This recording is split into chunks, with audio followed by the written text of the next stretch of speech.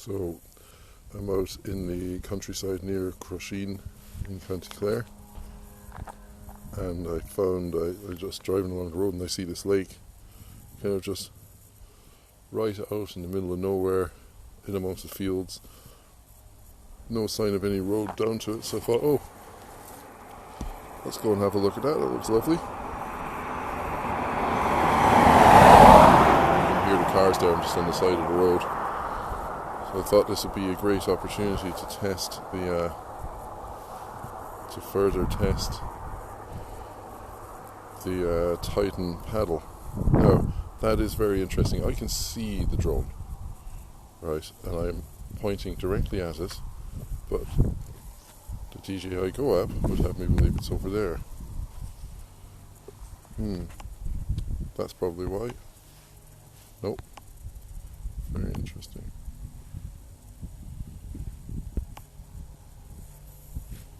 Okay then.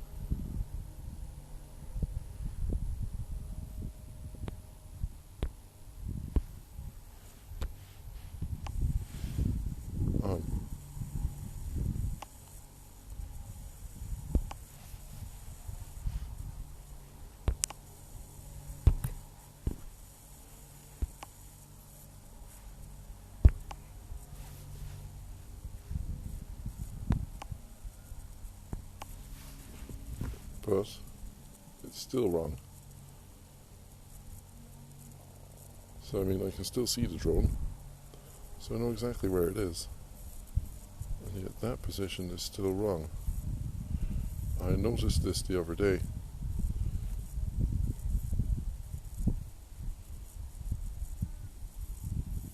Because I was out at the Port of Clare with my brother who was flying a Mavic Mini, and I decided to try doing a bit of a range test with this Titan range extender patch antenna, and so I flew away from myself. I flew in a straight line, and I kept flying straight, and I could tell, because I know the area quite well, I could tell that I was pointing in the right direction for where my drone was, but the beacon was wrong, you know, and it's still wrong now. That's really weird.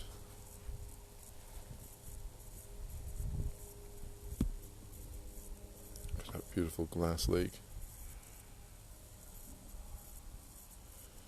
That is just beautiful.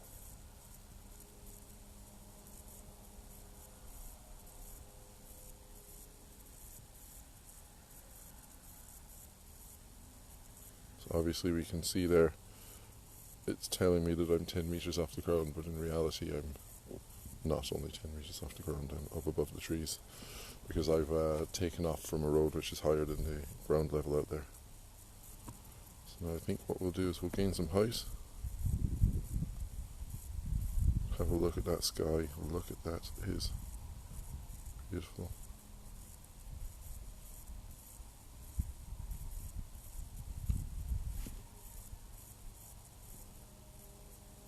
Still got visual on the drone. I've said it in other videos, one of the beautiful things about that Inspire is its size just gives you miles of visual line of sight.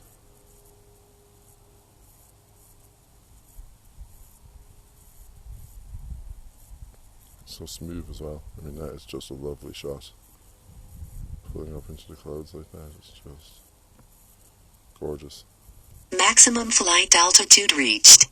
Okay, I would like to do something here because I haven't had much of a chance to play with the zoom on the Z3, so I would like very much to do this zoom. On my FPV it looks a little bit jumpy, but I do believe that on the playback it will be much smoother.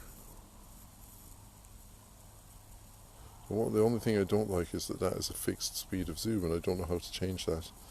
I will be looking into that, and if I find it I'll put it in another video. So that's the lake. Now, is that another lake? Let's go and find out.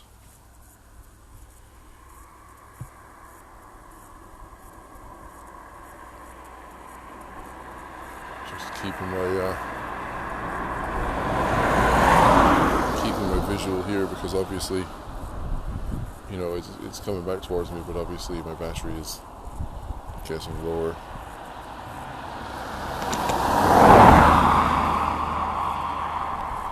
So I'm just slowly dropping altitude as well, because I really don't need to be. You can actually see where I am, the white band in the left hand side of the screen there. But that is another lake. It's actually behind me, so I'm about to fly over myself now. Kind of. Further down the road. Yeah, I can see it.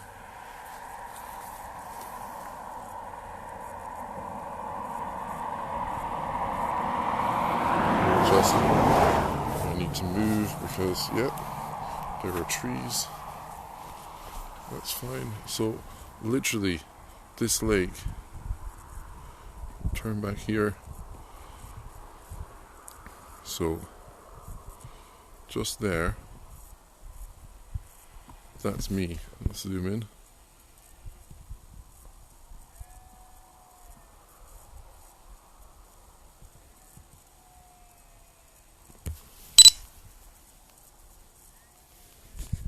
Let's zoom back out again.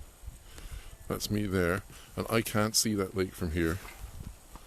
But if I zoom out, you can just see that grass verge is right in front of me, and there's a whole lake here, you know?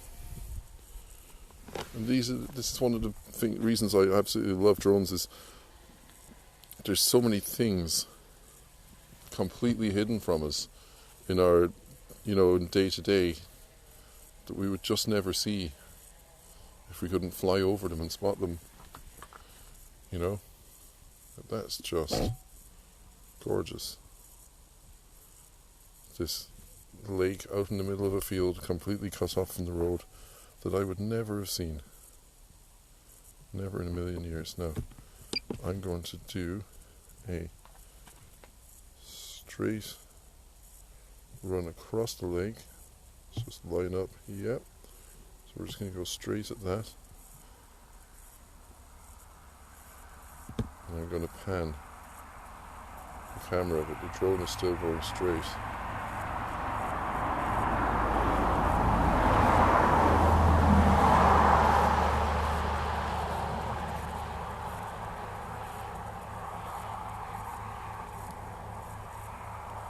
So the important thing for doing a shot like this is that you actually do have visual line of sight with the drone, or you have an additional FPV camera. And that's one of the upgrades that I'm working on for this Inspire, because I would like to be able to see where I'm actually going. So I've reached the end of my yaw on the camera there. Now we'll yaw back again, I think. And we still have plenty of space to move. But yeah, if I was doing that flight and I couldn't see the drone, then I'm panning the camera or yawing the camera around, I could just fly straight into some trees or bushes or something and I wouldn't know, because I'm looking the wrong way. So it's one of the things that scared me about the idea of doing the dual controller op with it, is the lack of an FPV. Not quite there yet. However, we are getting towards the end of the lake. Now I can just center off. Yeah, there we go.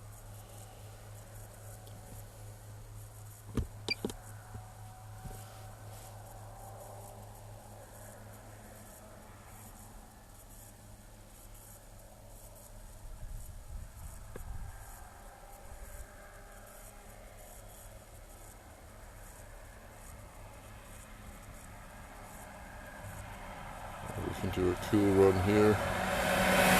Just the camera down like that.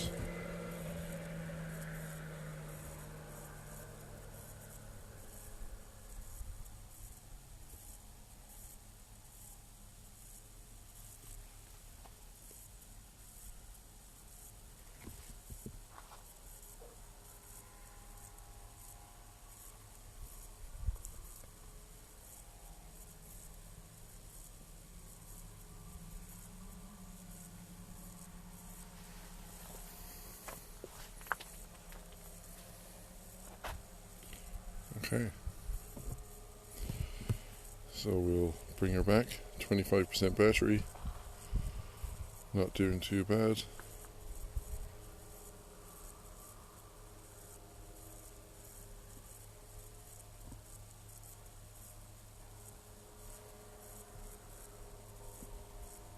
Just do one last shot here.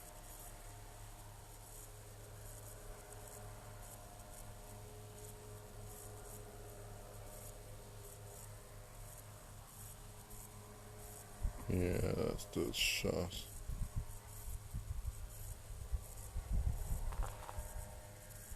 Bonzer. Battery level is low. The aircraft will go to the home point in 10 seconds. Go home. Stop going home. Yeah, we don't need you to go home for us. We are capable of doing that ourselves. Thank you.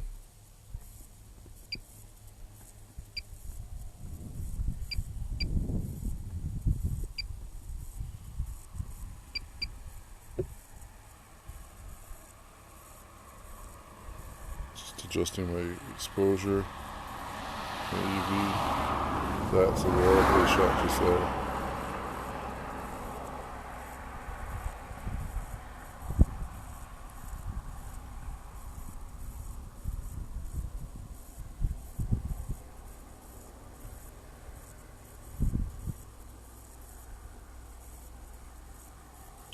Low battery warning.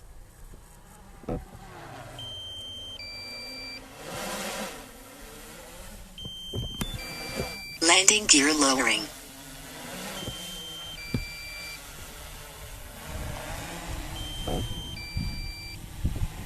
So okay at the moment. We've got plenty of battery to land.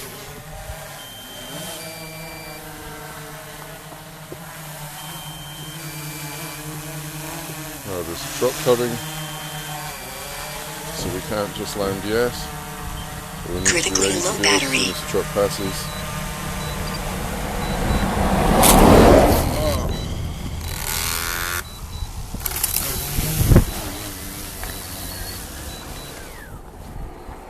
Okay, it decided to just drop itself at 8%. I feel like some settings might need to be looked at here. But it literally just dived, and now it thinks it's upside down, which it could well be. Where's the SD card? Oh no, that's my screen, my apologies. It dropped itself onto a barbed wire fence while the truck was passing, and there doesn't appear to be any damage, thankfully. But I mean, what the hell? What kind of a drone just drops itself onto a barbed wire fence, for God's sake? We have a motor obstruction warning. We're going to change the battery and do a bit more flying anyway, so that's not the end of the world. So I look at props. There doesn't seem to be any damage because, to be fair, the motors actually just stopped as soon as they felt that they were obstructed. So it's not the end of the world, I suppose. I'm more just miffed about the fact that it did it in the first place. That just seems weird to me that it could be set up to purposefully drop itself, you know. Gimbal is recalibrating and so on. See, that thinks the drone's facing like that. The home point has been updated. Please check it on the map. Degrees off from where it's actually facing, though. So it's not. This is still not right.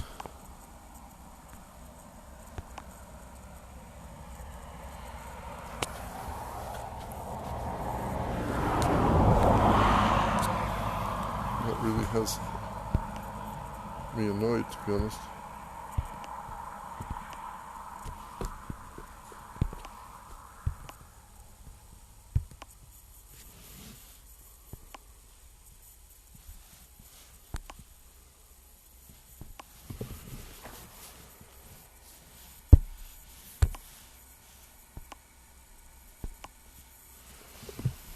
Okay, let's see what happens next, shall we?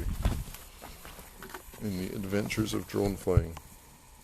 I feel like we need to check the screen record because it's gonna run out.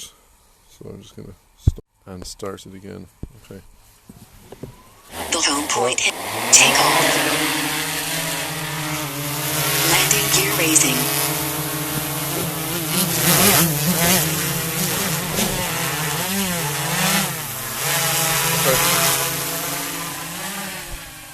We seem to be operating in proper control. It's actually amazing how well the gimbal works on this craft. I mean, it's such a aggressive rock backwards and forwards. You can't see that, unfortunately. I didn't bring my GoPro with me today for some reason, like a fool. But such an aggressive rock backwards and forwards. Oh, here comes a bus. Spin around real quick, shall we?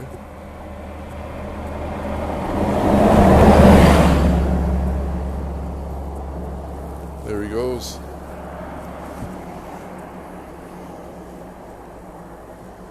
Wonder how fast he's going.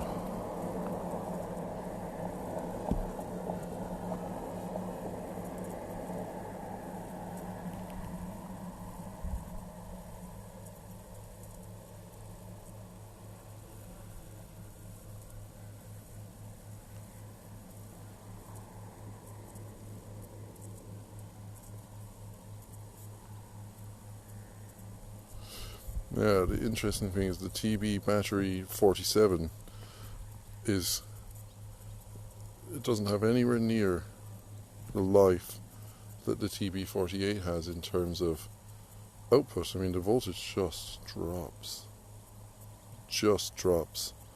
when you do any sort of acceleration at all.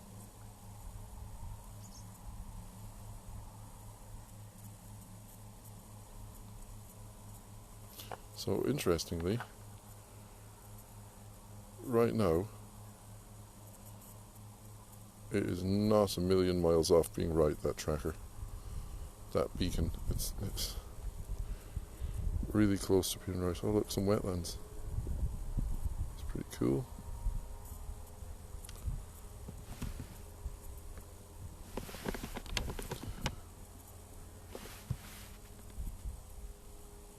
It's the only real quarrel I have with this antenna, the Titan antenna, is that, Jesus, it's so directional. I mean,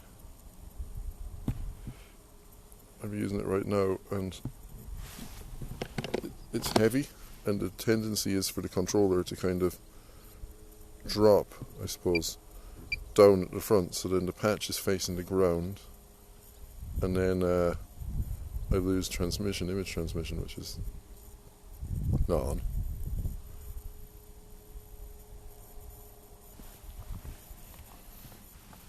I do think that putting the patch on a stand would be better. The controller would be lighter and I'd be able to just have it pointing out, but it's so directional that I don't know that would actually be helpful, you know.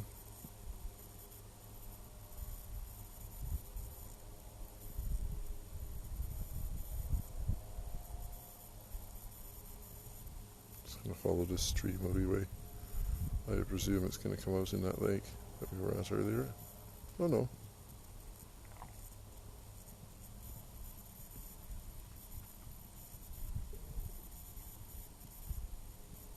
Let's see where it goes. And this is what I was saying earlier, you know. All these hidden little gems like this stream that I couldn't possibly have seen had I not been flying over them. Like that water, beautiful and clear, you know. It's just undisturbed, unseen.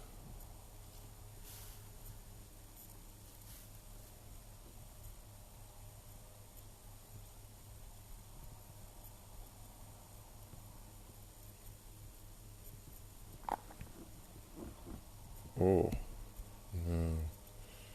I think we need to try and catch this, because there is a sunset happening that is absolutely beautiful. If we can, should have put an ND filter on, really.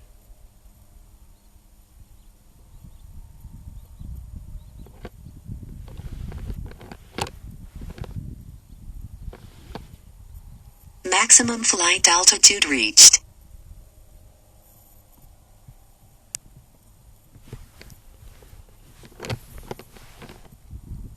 That's just, it's much more dramatic in person, but it is beautiful. See if we adjust our exposure slowly. See what the best we can do with it is.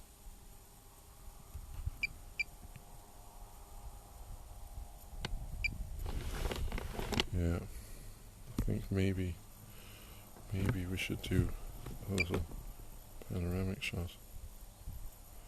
I did one the other day and I thought, oh, I'll do this lovely panorama and I'll make it really slow. It'll be so dramatic, and I made it really slow, and then I just had to speed it up in post because it was too slow. Oh no, we're too high. There's a couple of other quarrels I have with the Inspire, I suppose, and we'll just start from here, I suppose.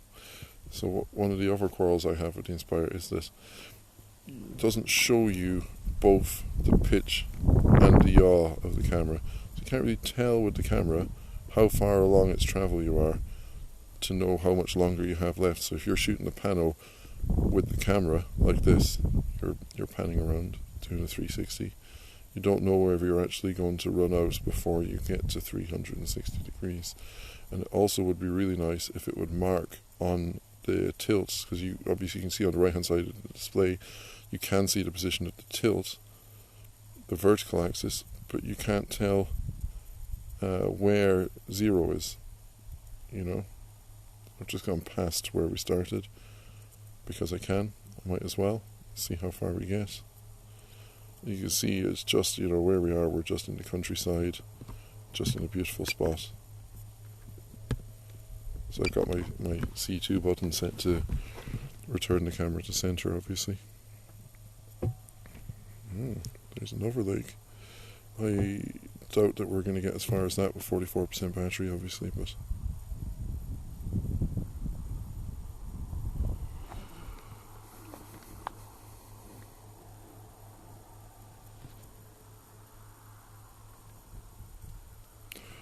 so I can see, and I don't know how much of this will show up on the final footage, you know, the 4K footage when I actually see it in proper resolution, but I can see some beautiful Battery level is low. The aircraft will go to the home point in 10 seconds. Okay. 1.48 kilometers. That's what I get for using my TB7 batteries first. That's life. You never know until you try.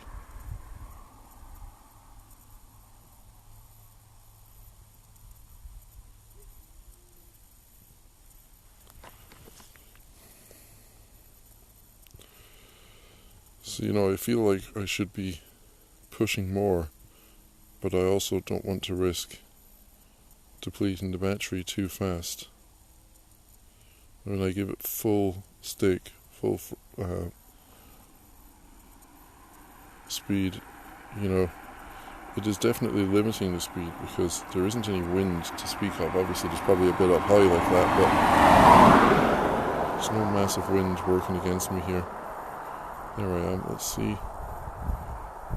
Okay. Yeah, the beacon is bang on now. So it must have been that setting in the tablet.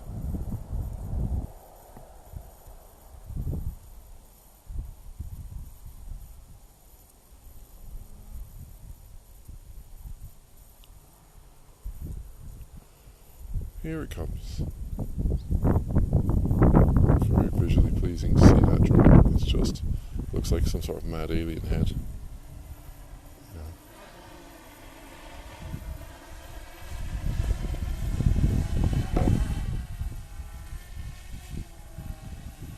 Just see if you can see a better image of that sunset now. From my perspective, I suppose, here.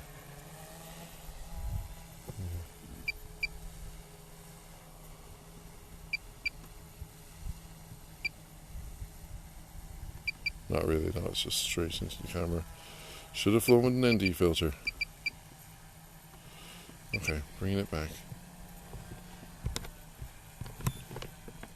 Landing gear lowering.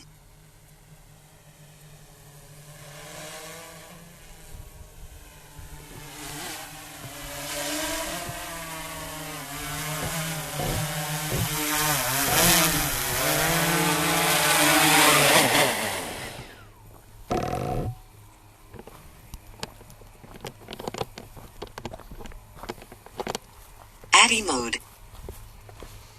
We'll do one more flight, I think. One more battery.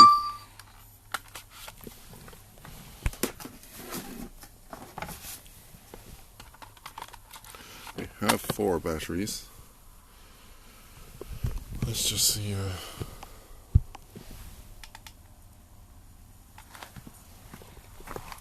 What are we looking at in terms of screen recorder time left?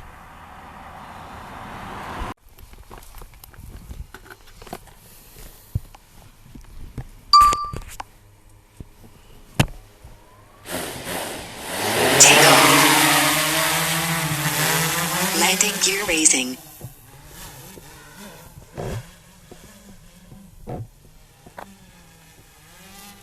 Okay, so this time I'm going to try and guess the distance to get over to that other lake we saw, or some part of the way there at least.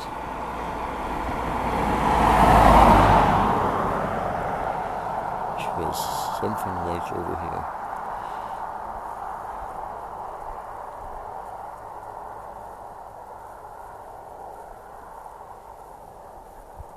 There it is.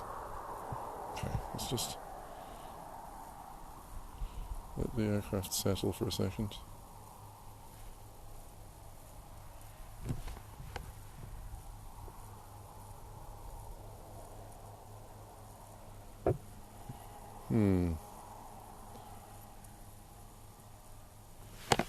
Feel like our horizon is a bit slopey or something.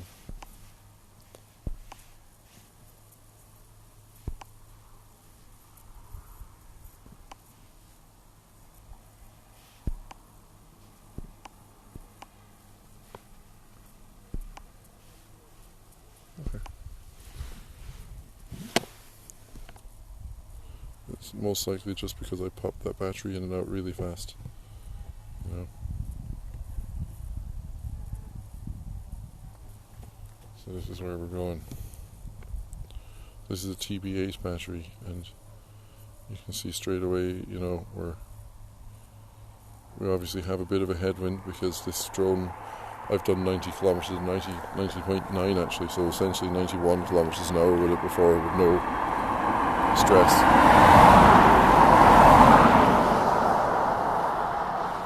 So we're obviously limiting our propulsion a little bit here.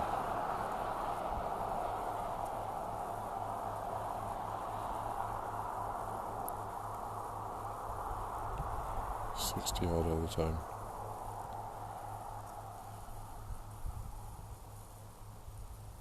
Crossing the railway. Oh, we're not going to get to that lake. Battery damaged. What on earth? I have had this once before with this battery actually. This battery damaged warning. So it came up and it was right. It was not a dissimilar distance actually, but it was before I got the Titan range extender piece, and so I wasn't 100% confident that I was, you know, in range or whatever. So my image started to drop out a little bit, and it was giving me warnings and so on, the usual malarkey. And so all that was going on. I lost the image completely, and I knew what my heading had been, so I adjusted as best I could without any visibility, and I brought it back. That was fine. And I got the image back when it wasn't too far away from me, and as I brought it closer, I thought, oh crap, there's smoke coming out of it. The battery's on fire. And, you know, my life flashed before my eyes, and so on and so on. And then the drone arrived back, and it wasn't smoke at all, it was just the propellers spinning. And me having a minor heart attack about it. I want to spin around here because there's a really nice view of the clouds behind me. Yeah. I know it's saying battery damaged, and I know I should be bringing it back right this very second, but I'm just going to film one last little bit, because I know that battery is in fact not damaged.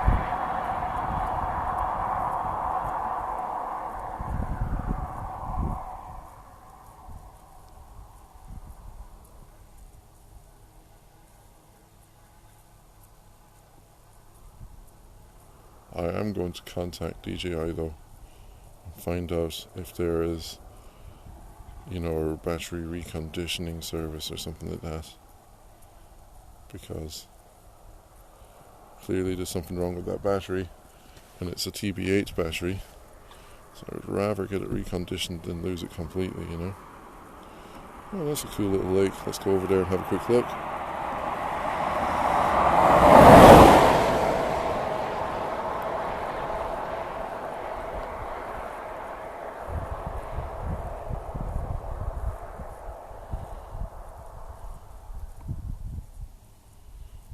You know, if this was happening 2 weeks ago, I'd be going, oh no, my battery's damaged.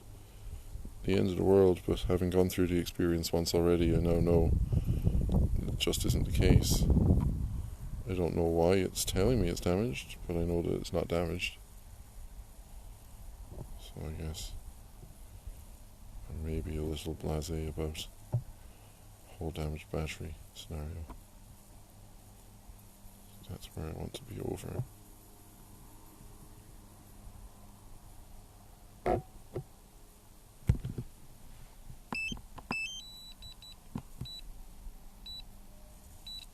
Go home. I guess that was DJI telling me, don't be an arse. Says battery damaged. It's been saying battery damaged for ages. Why aren't you listening to us? You know? So I'm bringing it back.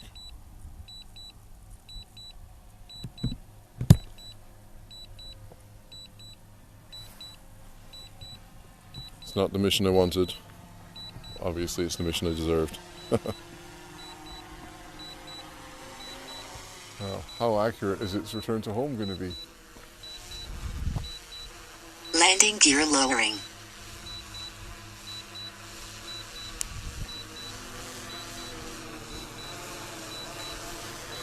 Pretty accurate. If it lands where it's saying it's going to land. Stop landing.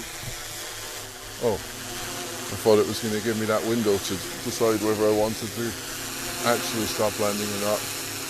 My bad.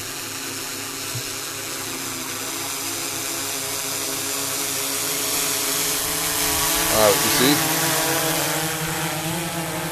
It wasn't going to land in the right spot though, so it's a good thing I did. See that battery's terribly damaged. Oh dear. Don't know what I'll do. I'll probably just put the plane away and go home, but it's not at all damaged. You know, unless there's something that I can't see. So there you go. So all in all, not a bad mission. Not not fully what we set out to do, you know, today, but it was fun. I enjoyed it. Hope you enjoyed it too. Alright guys, see you on the next one.